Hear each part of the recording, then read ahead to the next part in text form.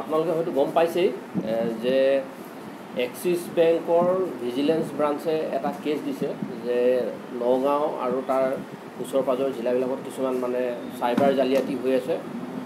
কেতবোৰ মানুহে কিছুমান ভুৱা ID কাৰ্ড, পেন কাৰ্ড, আধাৰ কাৰ্ড বনাই বেংকত একাউণ্ট খুলি বেংকৰ টকা লোন লৈ পেলাই সেই পইচা হৰলুকি কৰিছে। গতিকে সেই এক্সিছ বেংকৰ যিটো কমপ্লেইন আছিলে ভিজিলেন্স ব্ৰাঞ্চৰ, সেইটো আমি এটা কেছ ৰেজিষ্টাৰ কৰি যোৱাকালি 8জন ব্যক্তিক আমি কৰায়ত্ব কৰিবলৈ সক্ষম হৈছোঁ। সেই ব্যক্তিকেইজনক এতিয়া আমি ন্যায়িক জিম্মালৈ পঠিয়াম, তাৰপিছত পুলিচ ৰিমাণ্ডত লৈ পেলাই আৰু অধিক সোধপোছ কৰা হ'ব আৰু ইয়াৰ লগত জড়িত বাকীখিনি ব্যক্তিকো আমি কৰায়ত্ব কৰিম। তেওঁলোকক বেছিকেলি ধিঙৰ আহোম গাঁও অঞ্চলৰ পৰা আটক কৰা হৈছে।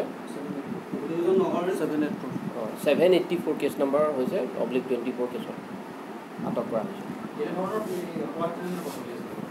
এইটো যথেষ্ট দিনৰ পৰা চলি আছে, 23 চন মানৰ পৰাই চলি আছে। ভিজিলেন্সে আমাক যিখিনি নাম দিছে সেইখিনি প্ৰায় 23 চনৰ ফেব্ৰুৱাৰী মানৰ পৰা তেওঁলোকে কেছখিনি ডিটেক্ট কৰিছে। হয়, আছে মানুহখিনি এতিয়ালৈকে আইডেণ্টিফাই কৰি আছোঁ আমি, কৰিলে আৰু যথেষ্ট সংখ্যক ব্যক্তি আটক হ'ব। এতিয়া আমি ইনিচিয়েলি তেওঁলোকক 7 দিনৰ ৰিমাণ্ডত বিচাৰিছোঁ। হয়,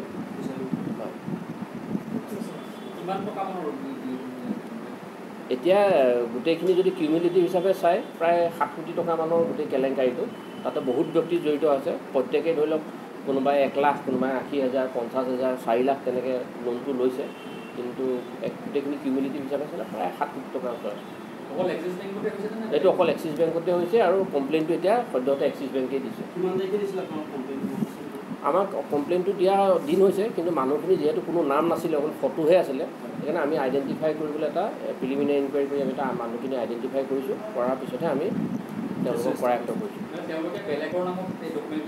হয় হয়, বেলেগৰ নামত লৈছিলে। বেলেগৰ পেন কাৰ্ড, আধাৰ কাৰ্ডৰ তথ্য চুৰি কৰি তেওঁলোকে নিজৰ নামত নিজৰ ফটো লগাই ফেব্ৰিকেটেড কৰি বনাই তাৰপিছত সেই ডকুমেণ্ট ছাবমিট কৰি বেংকত একাউণ্ট খোলে, খুলি পেলাই লোনটো লয়। লোৱাৰ পিছত তেওঁলোক এই একাউণ্টৰ লগত আৰু কোনো সম্পৰ্ক নাৰাখে, বেংকে তেওঁলোকক বিচাৰি নাপায় আৰু লোনটো ৰিকভাৰ কৰিব নোৱাৰে।